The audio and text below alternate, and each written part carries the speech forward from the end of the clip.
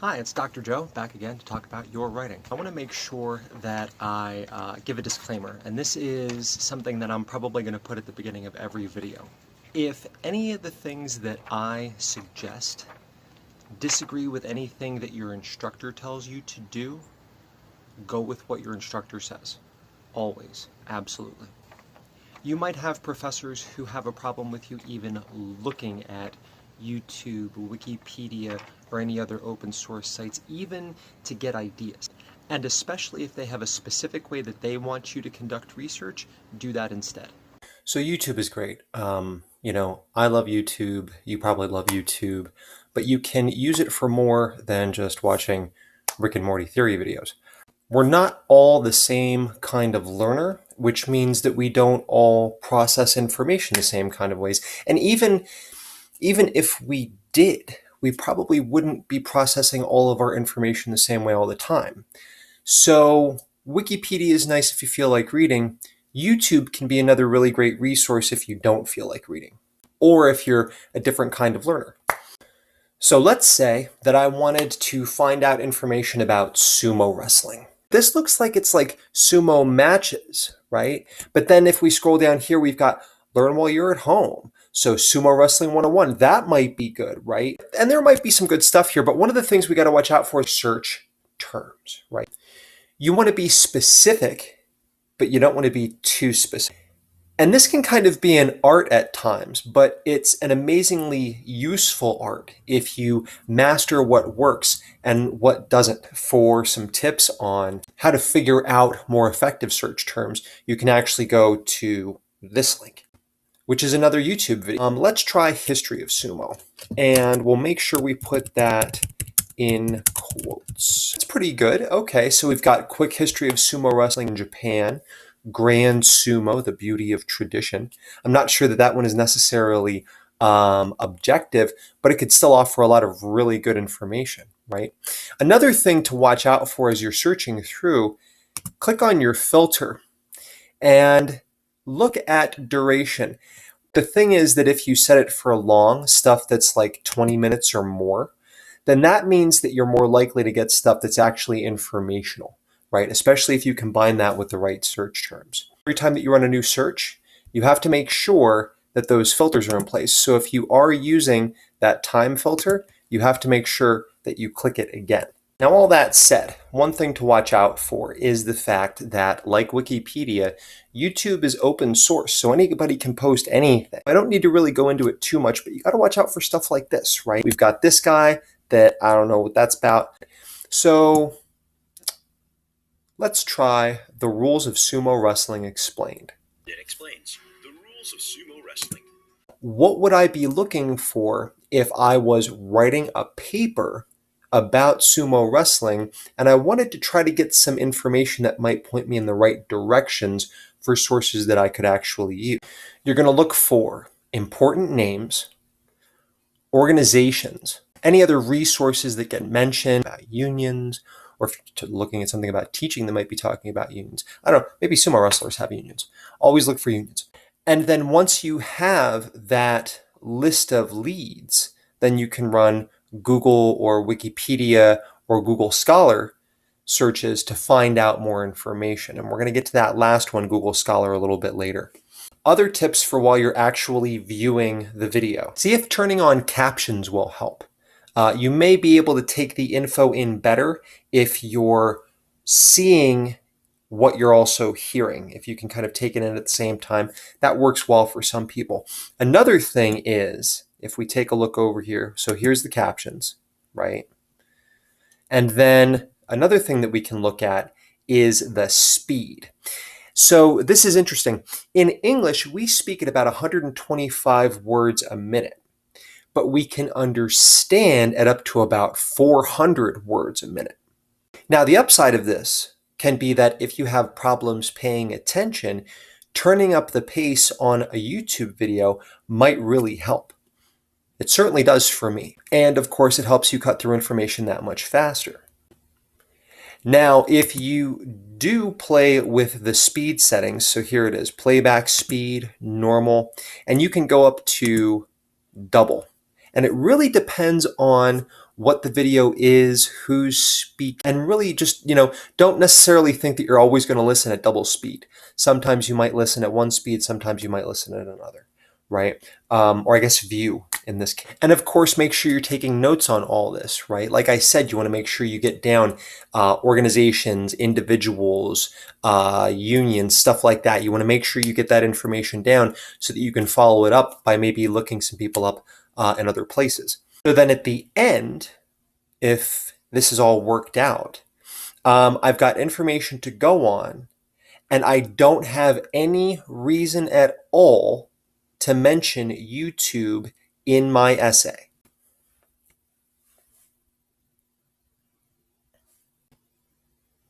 What happened? Oh, there we are. On to Wikipedia. Now, you have been told probably time and time again, do not use Wikipedia as a source. Let me make it clear. Do not use Wikipedia as a source in your essays, in your projects. It is open source. That means that anybody can post anything. And we still hear stories of organizations, politicians, celebrities messing around with their own Wikipedia entries. So on Wikipedia here, we're going to move away from sumo and on to another great international sport, curling. There's a lot of information here that can actually really give you a good sense of what the subject is, especially if you're not too familiar with it, right? At the bottom, we find what we need. We have see also, which is nice if you're, still, again, learning about the subject. Maybe you want to talk about women's curling specifically, right? That works as well. And hopefully on those other sites, you're going to see the same sorts of information that we're going to see here. Because remember as well, not every Wikipedia site is built equally. You'll notice up here, in fact, and on this page, we only have to go up a little bit, but you see these various numbers, and these are footnote numbers, right? And when you move your cursor over it, it gives you the little entry. And the great thing about that is, so this is number 79 right here, right? So if I come down here to the bottom, I can actually get the bibliographic entry, and we even have a hyperlink that can take us right to the website. And this is a really good way of kind of judging how trustworthy the particular page is.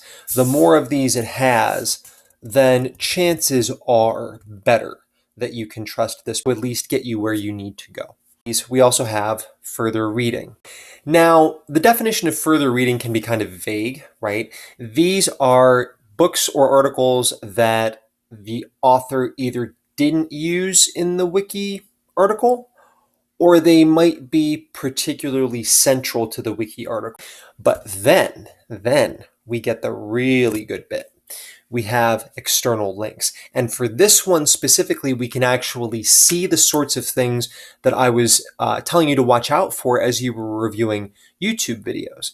We have, for curling, we have the World Curling Federation, right? Is that going to give us information that might be valuable if we're writing a paper about this topic? Yeah, for sure, right? The CBC Digital Archives. CBC is the Canadian Broadcast Corporation. Curling's big up there. I don't necessarily know about the rest of these, but I would go through and I would review them to see how valid each one might be and how useful it would be. As you become an expert in how to do this, you will be able to use these sections at the bottom to really kind of informally evaluate various Wikipedia pages so that you can know pretty quickly whether a certain page is to be trusted or not. It might become your habit to zip down to the bottom of the page first just to check these sections out. But again, if I get the information that I need from the resources that this page sends me to, there's no reason that I need to mention Wikipedia in my actual essay. So now that we've talked about YouTube and Wikipedia and how useful they can be in starting your research for resources for your essay or project, let's talk about another resource that's pretty convenient. So EBSCO, JSTOR, or whatever databases your library may be subscribed to are all great, and you should know how to use them, which you can look up on YouTube. But there's one really great resource that everybody has access to, and that's Scholar. So now let's say I'm writing an essay about another great international sport, highlight. So there are some things that you need to know about Google Scholar. It's called Google Scholar for a reason, and you're not just going to find any old thing on this resource. Most of the stuff that you're going to find is going to be coming from peer-reviewed journals or books. And being able to use precise search terms is going to be as important here as it is anywhere. So let's say that I'm writing a physics paper. I'll search for physics of highlight, which brings me nothing. So maybe we'll take the quotes off. Okay, so this is at least a little bit better. The very first one that we have is physics of ball sports. So if I'm looking for specific numerical information, that might be a good resource. You'll see that some of these are just citations, that you can't actually access PDF or HTML versions. So actually, most of the articles that I'm looking up for physics of highlight have links to PDFs or HTMLs. But even if they don't, my suggestion would be to click on the link anyway if there's something that looks good, just to double check, because you might still be able to find that you have access to it. If you don't, though, if you find a citation that has no way to access that directly, you at least know that that's an article that you might want to look at, and so you can go back to EBSCO or JSTOR or one of your library resources and see if you can find it there. At any rate, Scholar might actually be able to let you know that a resource is out there in the first place. And if you do find that you aren't getting a lot of actual articles back in your results, then you can go ahead and add .pdf, or as you see here, they put brackets. Well, you can see there. They put brackets around it too. So sometimes if you search PDF in brackets, that can also help. Now, on a practical note, sites like YouTube especially can be useful outside the classroom, just out in the real world. Need to know how to fix your bike tire? Look it up on YouTube. Need to know how to repair your brake light? Look it up on YouTube. Need to know how to program your VCR if you've still got one? Chances are there's a YouTube video on it. Most real-life situations don't require documentation, and in those cases, a resource like YouTube can be a big help. And think about it this way. By even watching this, you're already doing it. So that's it for now. And again, if you have a professor who really wants you to not use YouTube and Wikipedia as a resource for anything that you do for that class, then that's what you need to make sure that you do. For other classes, Wikipedia, YouTube, they can be good places to start your research. But again, don't ever use them in your work site or mention them as research sources in your essays or projects or anything. And as always, I'm interested to know how these tips work out for you, so let me know. And I'll talk to you again about your writing. See ya.